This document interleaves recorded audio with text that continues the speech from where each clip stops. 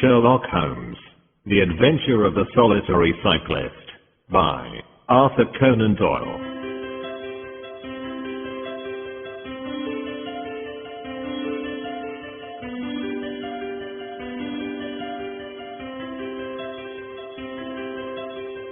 From the years 1894 to 1901 inclusive, Mr. Sherlock Holmes was a very busy man.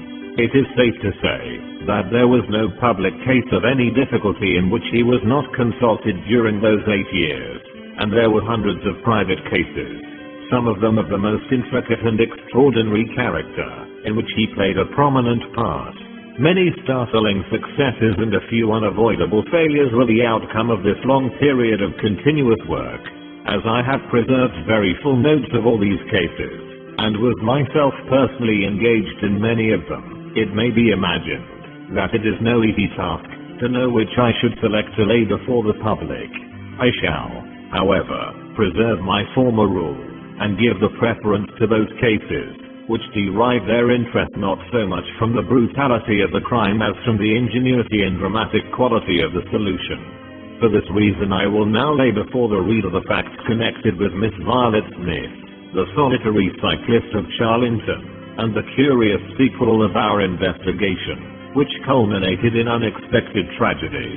It is true that the circumstances did not admit of any striking illustration of those powers for which my friend was famous, but there were some points about the case which made it stand out in those long records of crime from which I gather the material for these little narratives. On referring to my notebook for the year 1895, I find that it was upon Saturday, the 23rd of April, that we first heard of Miss Violet Smith. Her visit was, I remember, extremely unwelcome to Holmes, for he was immersed at the moment in a very abstruse and complicated problem concerning the peculiar persecution to which John Vincent Harden, the well-known tobacco millionaire, had been subjected. My friend, who loved above all things precision and concentration of thought, resented anything which distracted his attention from the matter in hand, and yet without a harshness which was foreign to his nature it was impossible to refuse to listen to the story of the young and beautiful woman, tall, graceful, and queenly, who presented herself at Baker Street late in the evening, and implored his assistance and advice. It was vain to urge that his time was already fully occupied, for the young lady had come with the determination to tell her story, and it was evident that nothing short of force could get her out of the room, until she had done so.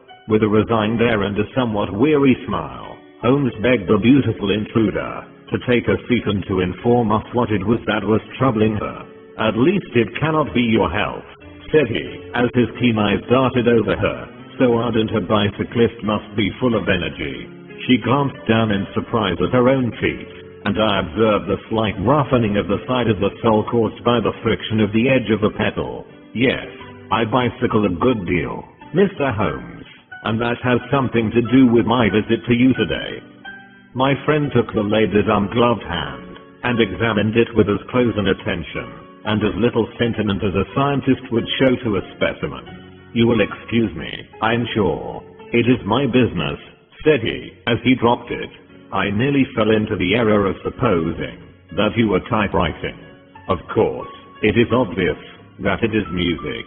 You observe the spatulate finger end, Watson, which is common to both professions. There is a spirituality about the face. However, he gently turned it towards the light which the typewriter does not generate. This lady is a musician. Yes, Mr. Holmes, I teach music. In the country, I presume, from your complexion. Yes, sir, near Farnham, on the borders of Surrey, a beautiful neighborhood and full of the most interesting associations. You remember, Watson, that it was near there that we took Archie Stamford, the forger. Now, Miss Violet, what has happened to you near Farnham, on the borders of Surrey? The young lady, with great clearness and composure, made the following curious statement. My father is dead, Mr. Holmes. He was James Smith, who conducted the orchestra at the old Imperial Theatre. My mother and I were left without a relation in the world except one uncle, Ralph Smith, who went to Africa 25 years ago, and we have never had a word from him since. When father died we were left very poor, but one day we were told that there was an advertisement in the Times inquiring for our whereabouts. You can imagine how excited we were, for we thought that someone had left us a fortune. We went at once to the lawyer, whose name was given in the paper. There we met two gentlemen, Mr. Carruthers and Mr. Woodley, who were home on a visit from South Africa. They said that my uncle was a friend of his, that he died some months before in great poverty in Johannesburg, and that he had asked them with his last breath to hunt up his relations and see that they were in no want. It seemed strange to us that Uncle Ralph, who took no notice of us when he was alive, should be so careful to look after us when he was dead. But Mr. Carruthers explained that the reason was that my uncle had just heard of the death of his brother, and so felt responsible for our fate. Excuse me, said Holmes. When was this interview? Last December, 4 months ago. Pray proceed. Mr. Woodley seemed to me to be a most odious person. He was forever making eyes at me, of course. Puffy-faced, red-moustached young man, with his hair plastered down on each side of his forehead. I thought that he was perfectly hateful, and I was sure that Cyril would not wish me to know such a person. Oh, Cyril is his name, said Holmes, smiling. The young lady blushed and laughed. Yes, Mr. Holmes, Cyril Morton, an electrical engineer, and we hope to be married at the end of the summer. Dear me, how did I get talking about him? What I wished to say was that Mr. Woodley was perfectly odious, but that Mr. Carruthers, who was a much older man, was more agreeable. He was a dark, sallow, clean-shaven, silent person, but he had polite manners and a pleasant smile. He inquired how we were left, and on finding that we were very poor, he suggested that I should come and teach music to his only daughter, aged 10. I said that I did not like to leave my mother, on which he suggested that I should go home to her every weekend, and he offered me 100 a year, which was certainly splendid pay. So it ended by my accepting, and I went down to Chiltern Grange, about 6 miles from Farnham. Mr. Carruthers was a widower, but he had engaged a lady housekeeper, a very respectable elderly person, called Mrs. Dixon, to look after his establishment. The child was a dear, and everything promised well. Mr. Carruthers was very kind and very musical, and we had most pleasant evenings together. Every weekend I went home to my mother in town. The first flaw in my happiness was the arrival of the red-moustached Mr. Woodley. He came for a visit of a week, and oh, it seemed 3 months to me. He was a dreadful person, a bully to everyone else, but to me something infinitely worse. He made odious love to me, boasted of his wealth, said that if I married him, I would have the finest diamonds in London, and finally, when I would have nothing to do with him, he seized me in his arms one day after dinner. He was hideously strong, and he swore that he would not let me go until I had kissed him. Mr. Carruthers came in and tore him off from me, on which he turned upon his own host, knocking him down and cutting his face open. That was the end of his visit, as you can imagine. Mr. Carruthers apologized to me next day and assured me that I should never be exposed to such an insult again. I have not seen Mr. Woodley since. And now, Mr. Holmes, I come at last to the special thing which has caused me to ask your advice today. You must know that every Saturday forenoon I ride on my bicycle to Farnham Station in order to get the 12:22 to town. The road from Chiltern Grange is a lonely one, and at one spot it is particularly so, for it lies for over a mile between Charlington Heath upon one side and the woods which lie round Charlington Hall upon the other. You could not find a more lonely tract of road anywhere, and it is quite rare to meet so much as a cart or a peasant until you reach the high road near Crooksbury Hill. 2 weeks ago I was passing this place when I chanced to look back over my shoulder, and about 200 yards behind me I saw a man, also on a bicycle. He seemed to be a middle-aged man with a short dark beard. I looked back before I reached Farnham, but the man was gone. so I thought no more about it. But you can imagine how surprised I was, Mr. Holmes, when on my return on the Monday I saw the same man on the same stretch of road. My astonishment was increased when the incident occurred again, exactly as before, on the following Saturday and Monday. He always kept his distance, and did not molest me in any way, but still it certainly was very odd. I mentioned it to Mr. Carruthers, who seemed interested in what I said, and told me that he had ordered a horse and trap, so that in future I should not pass over these lonely roads without some companion. The horse and trap were to have come this week, but for some reason they were not delivered, and again I had to cycle to the station. That was this morning. You can think that I looked out when I came to Charlington Heath, and there, sure enough, was the man, exactly as he had been the 2 weeks before. He always kept so far from me that I could not clearly see his face, but it was certainly someone whom I did not know. He was dressed in a dark suit with a cloth cap. The only thing about his face that I could clearly see was his dark beard. Today I was not alarmed, but I was filled with curiosity, and I determined to find out who he was and what he wanted.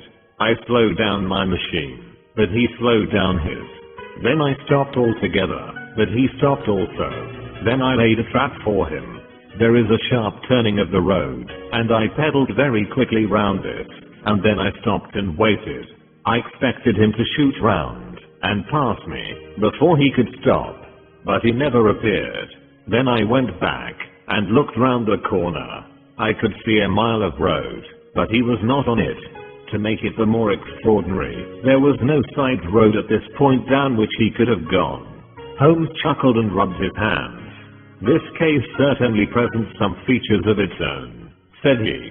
How much time elapsed between your turning the corner and your discovery that the road was clear? 2 or 3 minutes. Then he could not have retreated down the road, and you say that there are no side roads? None. Then he certainly took a footpath on one side or the other. It could not have been on the side of the heath, or I should have seen him. So by the process of exclusion we arrive at the fact that he made his way towards Charlington Hall, which, as I understand, is situated in its own grounds on one side of the road. Anything else?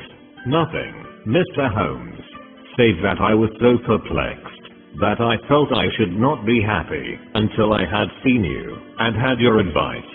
Holmes sat in silence for some little time. Where is the gentleman to whom you are engaged? He asks at last.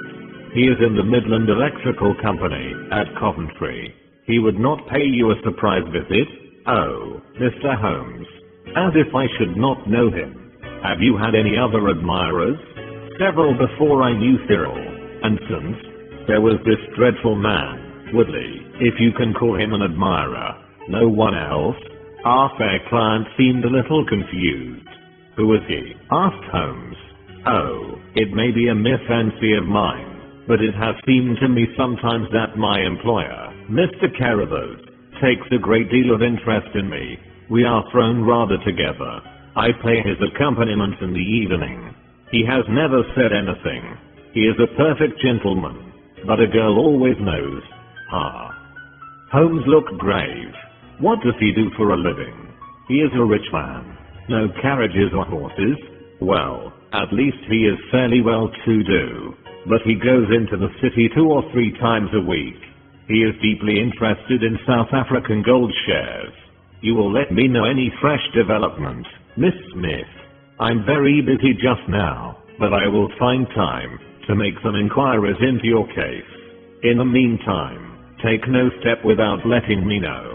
Goodbye, and I trust that we shall have nothing but good news from you. It is part of the settled order of nature that such a girl should have followers, said Holmes, as he pulled at his meditative pipe, but for choice not on bicycles and lonely country roads. Some secretive lover, beyond all doubt. But there are curious and suggestive details about the case. Watson, that he should appear only at that point. Exactly. Our first effort must be to find who are the tenants of Charlington Hall. Then, again, how about the connection between Carruthers and Woodley? since they appear to be men of such a different type. How came they both to be so keen upon looking up Ralph Smith's relations? One more point. What sort of menage is it which pays double the market price for a governess, but does not keep a horse, although 6 miles from the station? Odd, Watson, very odd. You will go down. No, my dear fellow, you will go down. This may be some trifling intrigue, and I cannot break my other important research for the sake of it. On Monday you will arrive early at Farnham. You will conceal yourself near Charlington Heath. You will observe these facts for yourself, and act as your own judgment advises. Then, having inquired as to the occupants of the hall, you will come back to me and report. And now, Watson, not another word of the matter, until we have a few solid stepping stones on which we may hope to get across to our solution. We had ascertained from the lady that she went down upon the Monday by the train, which leaves Waterloo at 9:50, so I started early, and caught the 9:13. At Farnham Station I had no difficulty in being directed to Charlington Heath. It was impossible to mistake the scene of the young lady's adventure, for the road runs between the open heath on one side and an old yew hedge upon the other, surrounding a park which is studded with magnificent trees. There was a main gateway of lich-studded stone, each side pillar surmounted by mouldering heraldic emblems, but besides this central carriage drive I observed several points where there were gaps in the hedge and paths leading through them. The house was invisible from the road, but the surroundings all spoke of gloom and decay. The heath was covered with golden patches of flowering gorse, gleaming magnificently in the light of the bright spring sunshine. Behind one of these clumps I took up my position, so as to command both the gateway of the hall and a long stretch of the road upon either side. It had been deserted when I left it, but now I saw a cyclist riding down it from the opposite direction to that in which I had come. He was clad in a dark suit, and I saw that he had a black beard. On reaching the end of the Charlington grounds he sprang from his machine, and led it through a gap in the hedge, disappearing from my view. A quarter of an hour passed, and then a second cyclist appeared. This time it was the young lady coming from the station. I saw her look about her as she came to the Charlington hedge. An instant later the man emerged from his hiding place, sprang upon his cycle, and followed her. In all the broad landscape those were the only moving figures, the graceful girl sitting very straight upon her machine, and the man behind her bending low over his handlebar, with a curiously furtive suggestion in every movement. She looked back at him, and slowed her pace. He slowed also. She stopped. He at once stopped too, keeping 200 yards behind her. Her next movement was as unexpected as it was spirited. She suddenly whisked her wheels round, and dashed straight at him. He was as quick as she, however, and darted off in desperate flight. Presently she came back up the road again, her head haughtily in the air, not deigning to take any further notice of her silent attendant. He had turned also, and still kept his distance until the curve of the road hid them from my sight. I remained in my hiding place, and it was well that I did so, for presently the man reappeared cycling slowly back. He turned in at the hall gates and dismounted from his machine. For some few minutes I could see him standing among the trees. His hands were raised, and he seemed to be settling his necktie. Then he mounted his cycle, and rode away from me down the drive towards the hall. I ran across the heath, and peered through the trees. Far away I could catch glimpses of the old grey building with its bristling Tudor chimneys, but the drive ran through a dense shrubbery, and I saw no more of my man.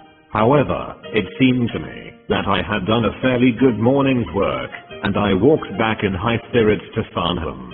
The local house agent could tell me nothing about Charlington Hall, and referred me to a well-known firm in Pall Mall. There I halted on my way home, and met with courtesy from the representative. No, I could not have Charlington Hall for the summer. I was just too late. It had been let about a month ago. Mr. Williamson was the name of the tenant. He was a respectable elderly gentleman. The polite agent was afraid he could say no more, as the affairs of his clients were not matters which he could discuss. Mr. Sherlock Holmes listened with attention to the long report, which I was able to present to him that evening, but it did not elicit that word of curt praise which I had hoped for, and should have valued. On the contrary, his austere face was even more severe than usual as he commented upon the things that I had done, and the things that I had not. Your hiding place, my dear Watson, was very faulty. You should have been behind the hedge, then you would have had a close view of this interesting person. As it is, you were some hundreds of yards away, and can tell me even less than Miss Smith. She thinks she does not know the man. I'm convinced she does. Why, otherwise, should he be so desperately anxious that she should not get so near him as to see his features? You describe him as bending over the handlebar. Concealment again. You see, you really have done remarkably badly. He returns to the house and you want to find out who he is. You come to a London house agent. What should I have done? I cried, with some heat. Gone to the nearest public house. That is the center of country gossip. They would have told you every name, from the master to the scullery maid. Williamson. It conveys nothing to my mind. If he is an elderly man, he is not this active cyclist who sprints away from that athletic young lady's pursuit. What have we gained by your expedition? The knowledge that the girl's story is true. I never doubted it. That there is a connection between the cyclist and the hall. I never doubted that either. That the hall is tenanted by Williamson. Who's the better for that? Well, my dear sir, don't look so depressed. We can do little more until next Saturday, and in the meantime I may make one or two inquiries myself. Next morning we had a note from Miss Smith, recounting shortly and accurately the very incidents which I had seen, but the pith of the letter lay in the postscript.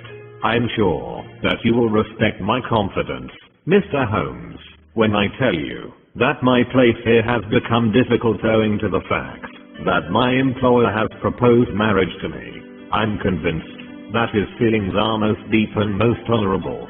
At the same time, my promise is, of course, given.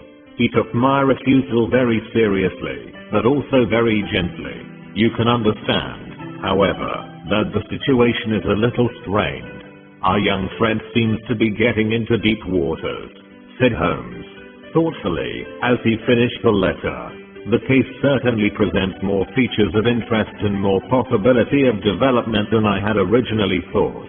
I should be none the worse for a quiet, peaceful day in the country, and I'm inclined to run down this afternoon and test one or two theories which I have formed. Holmes's quiet day in the country had a singular termination, for he arrived at Baker Street late in the evening with a cut lip and a discolored lump upon his forehead, besides a general air of dissipation which would have made his own person the fitting object of a Scotland Yard investigation. He was immensely tickled by his own adventures, and laughed heartily as he recounted them. I get so little active exercise that it is always a treat, said he. You are aware that I have some proficiency in the good old British sport of boxing. Occasionally it is of service. Today, for example, I should have come to very ignominious grief without it. I begged him to tell me what had occurred. I found that country pub which I had already recommended to your notice, and there I made my discreet inquiries. I was in the bar, and the garrulous landlord was giving me all that I wanted. Williamson is a white-bearded man, and he lives alone with a small staff of servants at the hall. There is some rumor that he is, or has been a clergyman, but one or two incidents of his short residence at the hall struck me as peculiarly unecclesiastical. I have already made some inquiries at a clerical agency, and they tell me that there was a man of that name in orders, whose career has been a singularly dark one.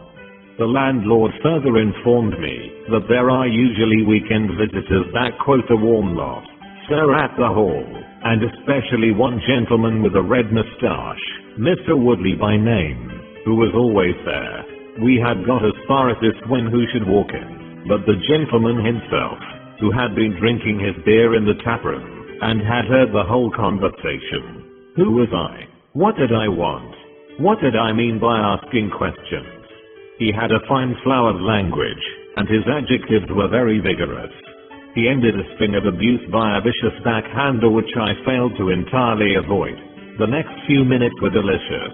It was a straight left against a slogging ruffian. I emerged as you see me. Mr. Woodley went home in a cart. So ended my country trip, and it must be confessed that, however enjoyable, my day on the Surrey border has not been much more profitable than your own.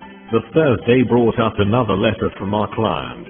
You will not be surprised, Mr. Holmes, said she, to hear that I'm leaving Mr. Carruthers' employment. Even the high pay cannot reconcile me to the discomforts of my situation. On Saturday I come up to town, and I do not intend to return. Mr. Carruthers has got a trap, and so the dangers of the lonely road, if there ever were any dangers, are now over. As to the special cause of my leaving, it is not merely the strange situation with Mr. Carruthers, but it is the reappearance of that odious man, Mr. Woodley. He was always hideous, but he looks more awful than ever now, for he appears to have had an accident, and he is much disfigured. I saw him out of the window, but I'm glad to say I did not meet him. He had a long talk with Mr. Carruthers, who seemed much excited afterwards. Woodley must be staying in the neighborhood, for he did not sleep here, and yet I caught a glimpse of him again this morning slinking about in the shrubbery. I would sooner have a savage wild animal loose about the place. I loathe and fear him more than I can say. How can Mr. Carruthers endure such a creature for a moment? However, all my troubles will be over on Saturday. So I trust, Watson. So I trust, said Holmes, gravely. There is some deep intrigue going on round that little woman, and it is a duty to see that no one molests her upon that last journey. I think, Watson, that we must spare time to run down together on Saturday morning, and make sure that this curious and inconclusive investigation has no untoward ending. I confess that I had not up to now taken a very serious view of the case, which had seemed to me rather grotesque and bizarre and dangerous. That a man should lie in wait for and follow a very handsome woman is no unheard of thing, and if he had so little audacity that he not only dared not address her, but even fled from her approach, he was not a very formidable assailant. The ruffian Woodley was a very different person, but, except on one occasion, he had not molested our client, and now he visited the house of Carruthers without intruding upon her presence. The man on the bicycle was doubtless a member of those weekend parties at the hall, of which the publican had spoken, but who he was, or what he wanted, was as obscure as ever. It was the severity of Holmes's manner and the fact that he slipped a revolver into his pocket before leaving our rooms which impressed me with the feeling that tragedy might prove to lurk behind this curious train of events. A rainy night had been followed by a glorious morning, and the heath-covered countryside with the glowing clumps of flowering gorse seemed all the more beautiful to eyes which were weary of the duns and drabs and slatter greys of London. Holmes and I walked along the broad, sandy road inhaling the fresh morning air and rejoicing in the music of the birds and the fresh breath of the spring. From a rise of the road on the shoulder of Crooksbury Hill we could see the grim hall bristling out from amidst the ancient oaks, which, old as they were still younger than the building which they surrounded. Holmes pointed down the long tract of road which wound, a reddish-yellow band, between the brown of the heath and the budding green of the woods. Far away, a black dot, we could see a vehicle moving in our direction. Holmes gave an exclamation of impatience. I had given a margin of half an hour, said he. If that is the trap she must be making for the earlier train. I fear, Watson, that she will be past Charlington before we can possibly meet her. From the instant that we passed the rise we could no longer see the vehicle, but we hastened onwards at such a pace that my sedentary life began to tell upon me, and I was compelled to fall behind. Holmes, however, was always in training, for he had inexhaustible stores of nervous energy upon which to draw. His springy step never slowed until suddenly, when he was 100 yards in front of me, he halted, and I saw him throw up his hand with a gesture of grief and despair. At the same instant an empty dog-cart, the horse cantering, the reins trailing, appeared round the curve of the road, and rattled swiftly towards us. Too late, Watson. Too late, cried Holmes, as I ran panting to his side. Fool that I was not to allow for that earlier train. It's abduction. What's an abduction? Murder. Heaven knows what. Block the road. Stop the horse. That's right. Now, jump in, and let us see if I can repair the consequences of my own blunder. We had sprung into the dog cart, and Holmes, after turning the horse, gave it a sharp cut with a whip, and we flew back along the road. As we turned the curve, the whole stretch of road between the hall and the heath was opened up. I grasped Holmes's arm. That's the man, I gasped. A solitary cyclist was coming towards us. His head was down, and his shoulders rounded as he put every ounce of energy that he possessed onto the pedals. He was flying like a racer. Suddenly he raised his bearded face, saw us close to him, and pulled up, springing from his machine. That coal black beard was in singular contrast to the pallor of his face, and his eyes were as bright as if he had a fever. He stared at us, and at the dog cart. Then a look of amazement came over his face. "Halloa! Stop there!" he shouted, holding his bicycle to block our road. "Where did you get that dog cart? Pull up, man," he yelled, drawing a pistol from his side pocket. "Pull up, I say, or, by George, I'll put a bullet into your horse." Holmes threw the reins into my lap, and sprang down from the cart. "You're the man we want to see. Where is Miss Violet Smith?" he said, in his quick, clear way. "That's what I'm asking you. You're in her dog cart. You ought to know where she is." We met the dog cart on the road. There was no one in it. We drove back to help the young lady. Good Lord. Good Lord. What shall I do?" cried the stranger, in an ecstasy of despair. "They've got her, that hellhound Woodley and the blackguard parson. Come, man, come, if you really are her friend. Stand by me, and we'll save her, if I have to leave my carcass in Charlington Wood." He ran distractedly, his pistol in his hand, towards the gap in the hedge. Holmes followed him, and I, leaving the horse grazing beside the road, followed Holmes. "This is where they came through," said he, pointing to the marks of several feet upon the muddy path. "Halloa! Stop a minute. Who's this in the bush?" It was a young fellow about 17, dressed like an ostler, with leather cords and gaiters. He lay upon his back, his knees drawn up, a terrible cut upon his head. He was insensible, but alive. A glance at his wound told me that it had not penetrated the bone. "That's Peter, the groom," cried the stranger. "He drove her. The beasts have pulled him off and clubbed him. Let him lie. We can't do him any good, but we may save her from the worst fate that can befall a woman." We ran frantically down the path, which wound among the trees. We had reached the shrubbery which surrounded the house, when Holmes pulled up. They didn't go to the house. "Here are their marks on the left here, beside the laurel bushes." "Ah, I said so." As he spoke, a woman's shrill scream, a scream which vibrated with a frenzy of horror, burst from the thick green clump of bushes in front of us. It ended suddenly on its highest note with a choke and a gurgle. "This way! This way! They are in the bowling alley!" cried the stranger, darting through the bushes. "Ah, the cowardly dogs! Follow me, gentlemen." Too late, too late. By the living jingo, we had broken suddenly into a lovely glade of greenswood surrounded by ancient trees.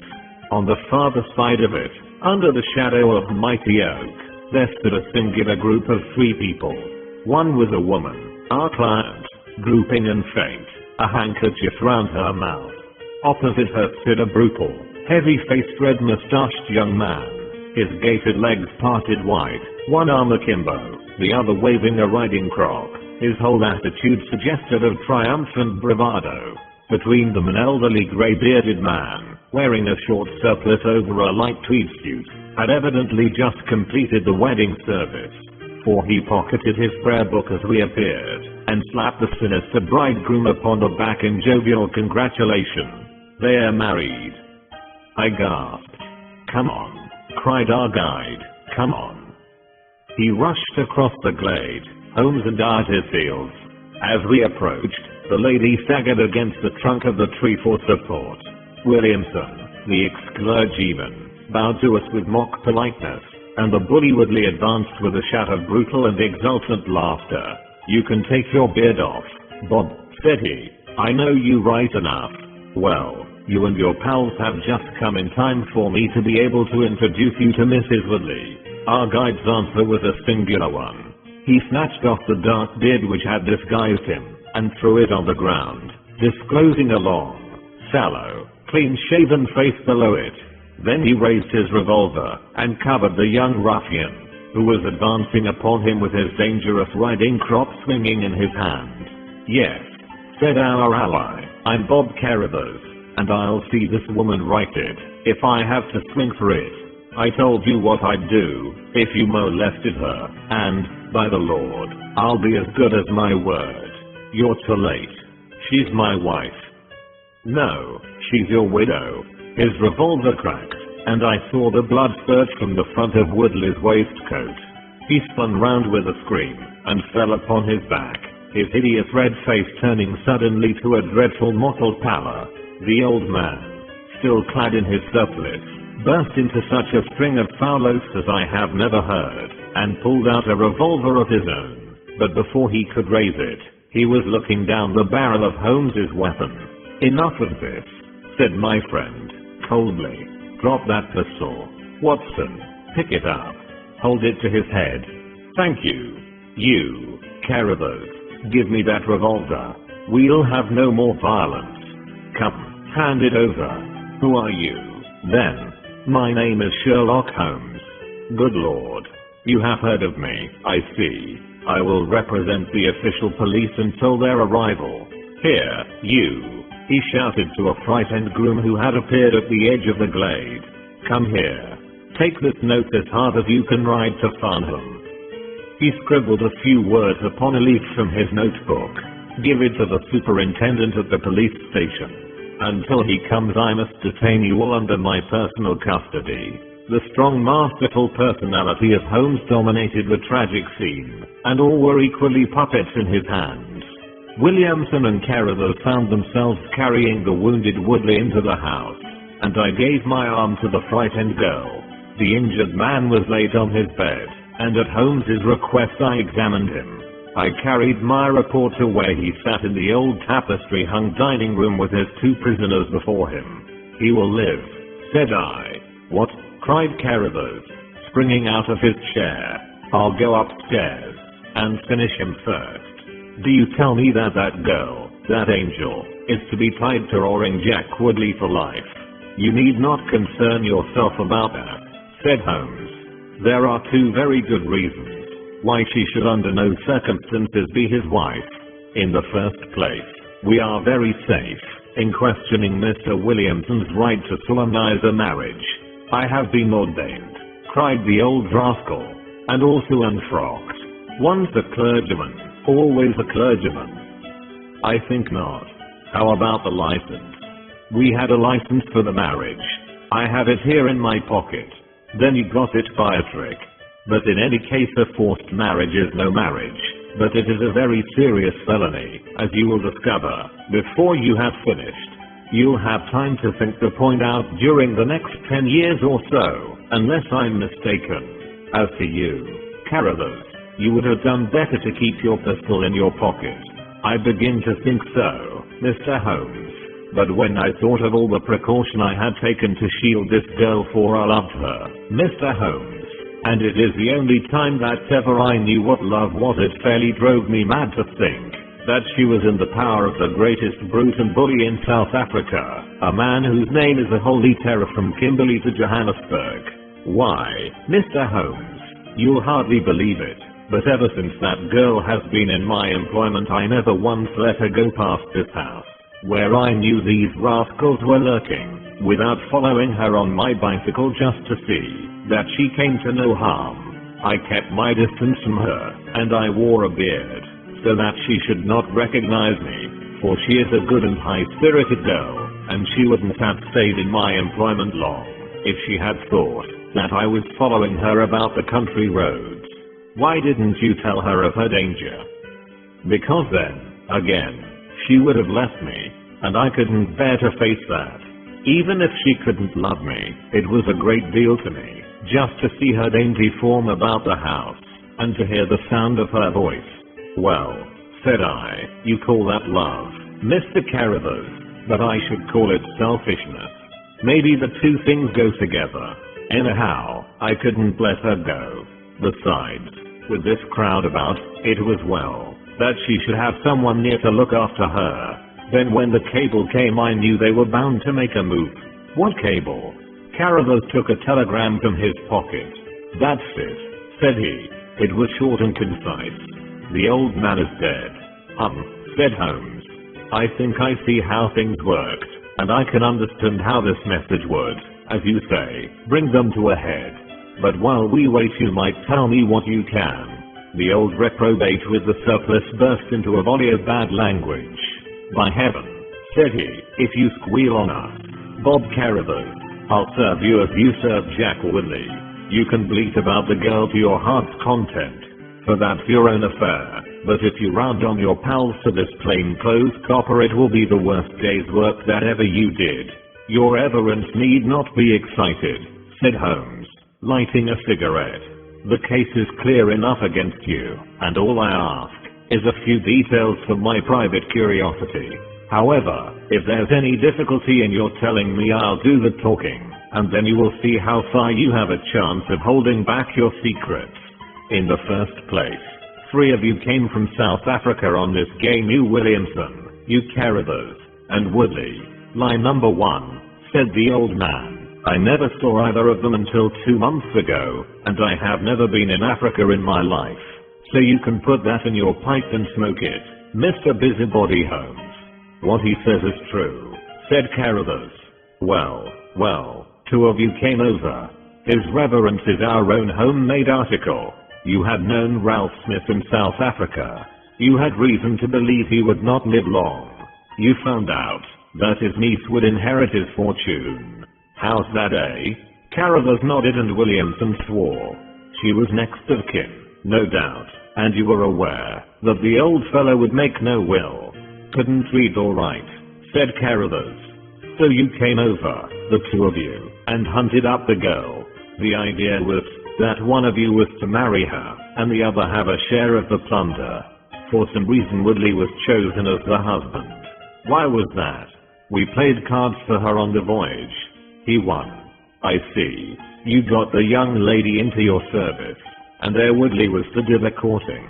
She recognized the drunken brute that he was, and would have nothing to do with him. Meanwhile, your arrangement was rather upset by the fact that you had yourself fallen in love with the lady. You could no longer bear the idea of this ruffian owning her.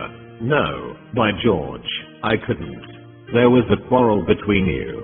He left you in a rage, and began to make his own plans independently of you. It strikes me, Williamson, there isn't very much that we can tell this gentleman, cried Carruthers, with a bitter laugh. Yes, we quarreled, and he knocked me down. I'm level with him on that, anyhow. Then I lost sight of him. That was when he picked up with this cast padre here.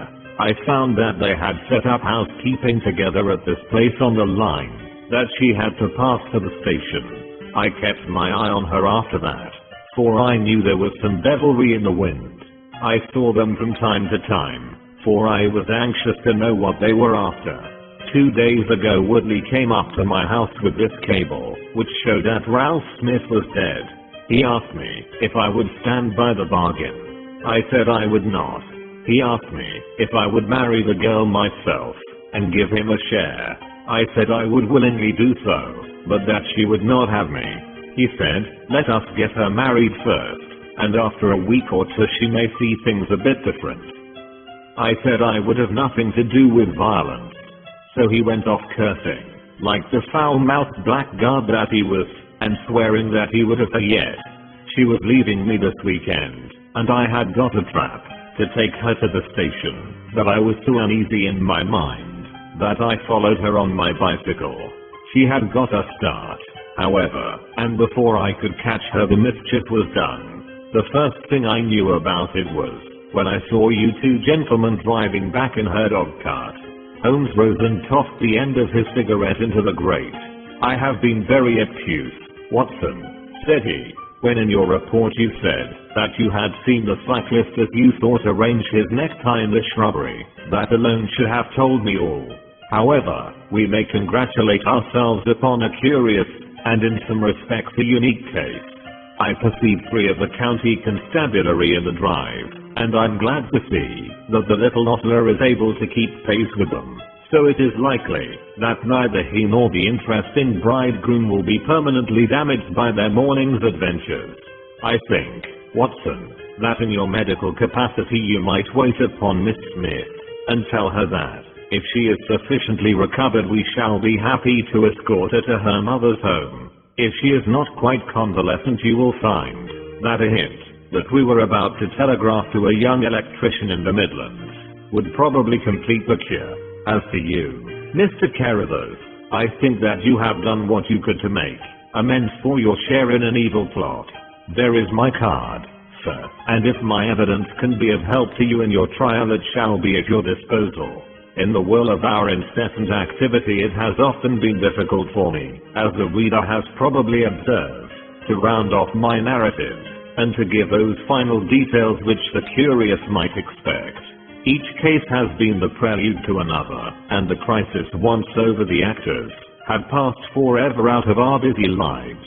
I find, however, a short note at the end of my manuscript dealing with this case, in which I have put it upon record that Miss Violet Smith did indeed inherit a large fortune, and that she is now the wife of Cyril Morton, the senior partner of Morton and Kennedy, the famous Westminster electricians.